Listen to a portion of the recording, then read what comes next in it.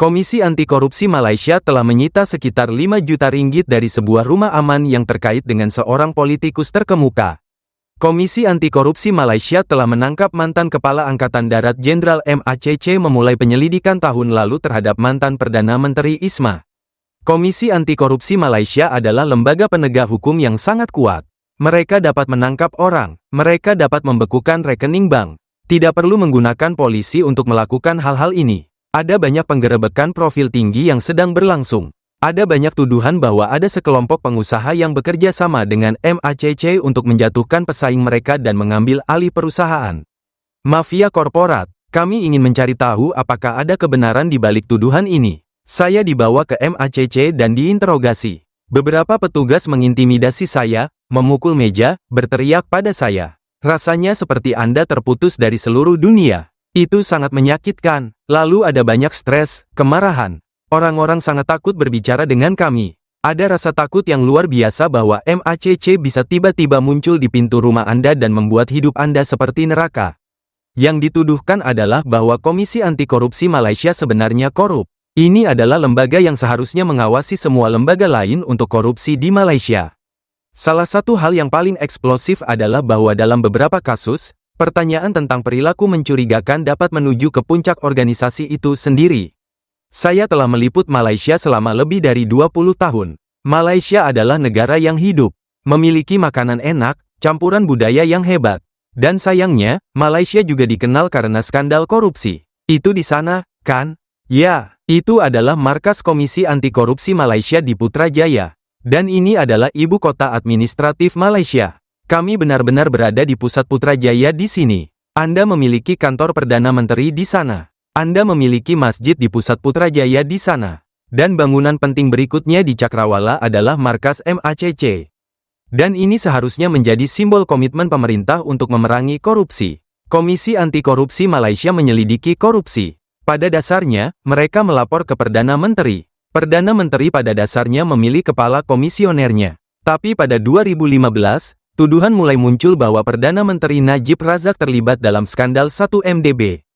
Penggelapan miliaran dolar dari dana negara 1MDB adalah salah satu skandal keuangan terbesar di dunia. Sekarang, kita semua tahu apa itu skandal 1MDB. Itu adalah penjarahan dana investasi itu. Penjarahan yang luar biasa, uang dihabiskan di seluruh dunia untuk barang mewah termasuk kapal pesiar, film. Sekitar 681 juta dolar AS berakhir di rekening bank pribadi Najib. Pada saat itu, MACC memulai penyelidikan terhadap Najib, tapi kemudian mereka mengatakan uang itu berasal dari sumbangan.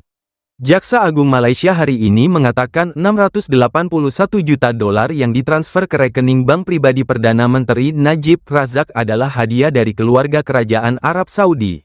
Jadi itu skandal yang sangat mencolok. Baru ketika Najib digulingkan dari kekuasaan, Perdana Menteri berikutnya datang dan kemudian memerintahkan MACC untuk membuka kembali penyelidikan. Ada kekosongan kekuasaan dan Anda memiliki beberapa Perdana Menteri yang datang. Pada suatu titik ada pemilihan 2022 dan Anwar mengkampanyekan pembersihan korupsi dan banyak orang mempercayainya. Mereka melihatnya sebagai reformis. Anwar dan koalisinya berjanji untuk membuat MACC lebih independen. Raja Malaysia telah menunjuk Anwar Ibrahim sebagai Perdana Menteri baru negara itu. Kami berbicara tentang kelangsungan hidup bangsa besar ini, Malaysia, untuk semua orang Malaysia di negara ini. Sangat defensif. Dia sangat marah. Semoga berhasil. Saya adalah pengacara dan telah berpraktik selama 22 tahun. Pada suatu titik, saya menjabat sebagai kepala MACC. Latifah telah ditunjuk sebagai kepala komisioner MACC baru. PMO mengatakan penunjukan itu adalah salah satu langkah untuk mereformasi lembaga pemerintah. Mereka telah menunjuk petugas polisi sebelumnya, tapi tidak ada yang sepenuhnya dari luar. Mereka melihat saya sebagai orang luar yang jelas. Orang luar adalah masalah. Anda tahu, pada dasarnya reputasi mereka, kepercayaan pada saat itu, lembaga anti korupsi benar-benar buruk. Dan mereka diminta untuk membawa konsultan luar untuk melakukan perubahan besar. Anda seharusnya independen. Kenyataannya adalah bahwa jika Anda terlalu independen dan jika Anda tidak mengikuti terlalu banyak instruksi, maka Anda mungkin tidak naik. Anda mungkin kehilangan posisi Anda. Jadi semuanya tentang apakah saya menginjak jari kaki yang salah? Itu kurva pembelajaran yang sangat curam bagi saya. Kepala Komisioner MACC Latifah Koya telah mengundurkan diri setelah menjabat selama hanya 9 bulan. Itu masa jabatan yang sangat singkat, tapi entah bagaimana terasa lama. Saya pikir lebih baik kembali ke kehidupan lama saya. Latifah mengatakan keputusan itu adalah keputusannya sendiri dan menyangkal spekulasi bahwa ada tekanan agar dia mundur. Sayangnya, ketika Azam datang, itu kembali ke titik nol. Wakil Kepala Komisioner MACC Azam Baki telah ditunjuk sebagai Kepala Komisioner baru komisi itu. Jadi, Azam Baki adalah orang lama MACC. Dia bersama lembaga itu selama lebih dari 4 dekade. Saya bergabung pada 1984 dan menjadi petugas senior pada 2008.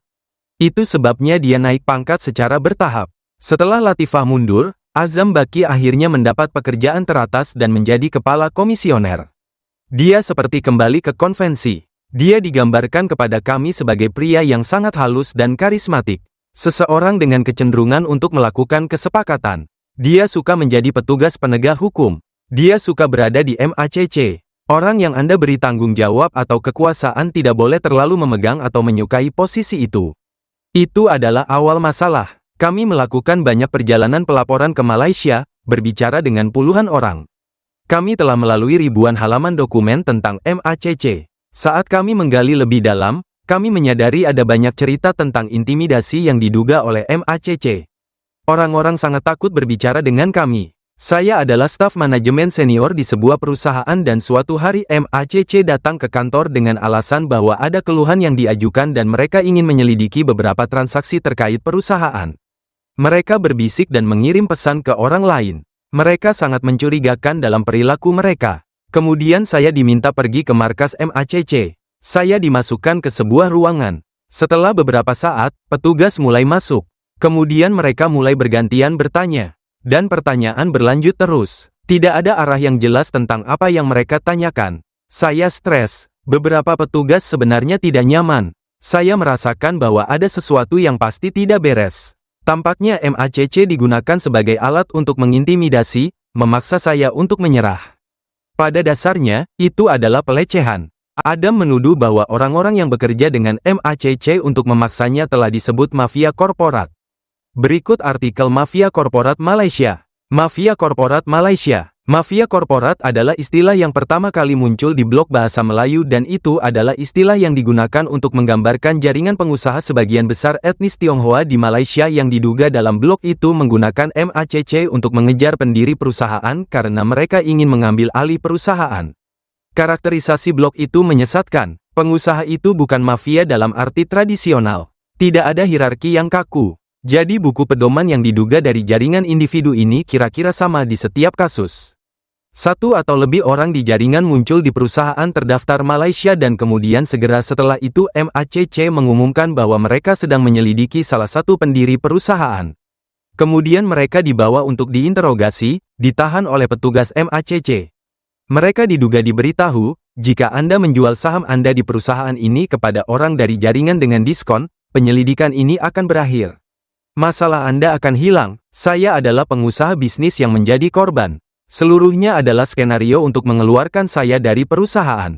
Saya dibawa ke MACC dan diinterogasi. Saat Anda di sana, mereka menanamkan rasa takut pada Anda. Mereka mengganggu Anda dan mereka mencegah akses Anda bahkan ke pengacara. Pada dasarnya, mereka memaksa Anda untuk memberikan pernyataan, yang ketika saya mengatakan A, mereka mengetik B jadi, mereka akan bertanya, oke, pada akhirnya, Anda tanda tangan di sini dan mereka tidak benar-benar memberi Anda kesempatan untuk membaca.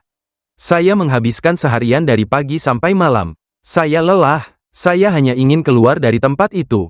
Ketika datang ke intimidasi yang diduga oleh MACC, ada beberapa kasus eksekutif dari perusahaan lain yang mengalami hal yang sama. Jadi kelompok ini telah disebut mafia korporat. Orang ini namanya Victor Chin. Dalam satu gugatan, eksekutif menyebut Chin sebagai pikiran di balik upaya untuk mengeluarkan mereka dari perusahaan mereka. Jadi, Victor Chin telah diselidiki oleh beberapa lembaga Malaysia untuk penggelapan pajak, manipulasi saham, dan pencucian uang, tapi sampai saat ini, dia belum dituntut di pengadilan manapun. Jadi, kami diberitahu oleh beberapa orang bahwa Chin lebih suka beroperasi melalui sejumlah asosiasi dan salah satunya adalah orang ini Andy Lim. Kami diberitahu oleh beberapa orang di dalam dan luar MACC bahwa Andy Lim sangat dekat dengan Kepala Komisioner Azam Baki. Kami mendapat memo internal MACC yang ditulis sekitar 2020 oleh petugas di Divisi Intelijen MACC. Dan apa yang diuraikan memo ini adalah bahwa Azam Baki dan Andy Lim adalah teman dekat dan ini dikenal baik di MACC. Jadi di sini kami memiliki tautan antara kepala MACC dan orang di kelompok yang telah disebut mafia korporat.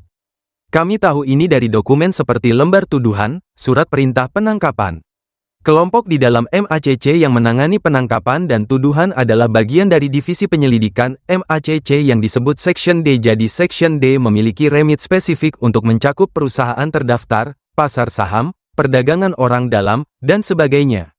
Jadi kami memiliki sumber di MACC yang memberitahu kami bahwa Section D menawarkan berbagai layanan dan ini termasuk intimidasi dan bisa berlanjut ke penggerebekan dan penangkapan dan hal terakhir adalah akhirnya membuat orang dituntut di pengadilan. Kami memiliki satu pejabat dari MACC yang memberitahu kami bahwa harganya bisa mencapai jutaan ringgit dan itu ratusan ribu dolar AS. Menurut 3 orang yang kami ajak bicara, Section D bukan faksi liar di dalam MACC. Pejabat senior, termasuk pejabat paling senior di antara mereka, Kepala Komisioner Azam Baki, mengetahui aktivitasnya. Penelitian saya sebagian besar tentang topik hubungan antara pemerintah dan bisnis. Saya juga tak terhindarkan masuk ke topik korupsi. Pada suatu titik, saya ditunjuk ke salah satu panel di MACC. Pejabat MACC biasa datang menemui saya untuk berbicara tentang kasus dan saya akan memberikan umpan balik. Saya pikir itu momen yang menarik bagi saya. Tapi kemudian sayangnya semuanya hancur ketika saya tiba-tiba menyadari bahwa ada kasus yang sedang berlangsung melibatkan tidak lain Kepala Komisioner MACC, Azam Baki. Kepala MACC baru-baru ini terlibat dalam skandal kepemilikan saham. Artikel 2 bagian yang merinci kepemilikan saham jutaan miliknya di 2 perusahaan publik. Di Malaysia, jika Anda pejabat publik, Anda hanya diizinkan memegang jumlah tertentu di saham perusahaan. Dan jumlah yang dia pegang jauh melebihi jumlah yang seharusnya dia pegang. Dari mana semua uang itu datang yang memungkinkannya memperoleh semua saham itu? Ini menjadi kontroversi besar di negara itu. Ada demonstrasi di jalan meminta tindakan terhadap Azam Baki. Argumen yang dibuat oleh Azam Baki tidak kuat. Tidak ada tindakan terhadap kepala MACC. Apa yang juga ditemukan dalam catatan publik dalam skandal kepemilikan saham adalah kasus Andy Lim berinvestasi di perusahaan dan sekitar waktu yang sama dengan Azam Baki berinvestasi di perusahaan. Dalam kasus lain, eksekutif perusahaan mengatakan bahwa dia dipanggil ke pertemuan dengan Andy Lim. Tersangka diduga menunjukkan korban pistol. Menurut laporan polisi, pistol bisa terlihat terselip di celananya. Dengan berbicara ke sumber kami di polisi, Andy Lim ditangkap oleh polisi dan pistolnya diambil. Pada suatu titik, Azam Baki diduga menelepon polisi dan meminta mereka mengembalikan pistol Andy Lim. Karena selama Azam Baki tetap sebagai kepala komisioner, integritas MACC sendiri dibawa ke dalam pertanyaan. Jadi ini adalah kesempatan ideal sekarang untuk menunjuk seseorang yang akan membawa wajah yang lebih independen ke MACC. Itu tidak terjadi. Kontraknya diperpanjang. Ironi dari semua ironi, dia masih di sana. Banyak orang tidak bisa memahami bahwa mengapa ini adalah sesuatu yang harus ditanyakan ke Perdana Menteri. Keputusan untuk memperpanjang masa jabatan Azam Baki sebagai Kepala Komisioner MACC disebabkan oleh kinerja yang memuaskan. Ini menurut Perdana Menteri Anwar Ibrahim. Anda datang dengan platform anti korupsi dan sebenarnya tidak hanya Anda tidak menghapus Azam atau membuat perubahan lain, Anda membuatnya lebih buruk dengan semua tuduhan ini terhadap Azam Baki.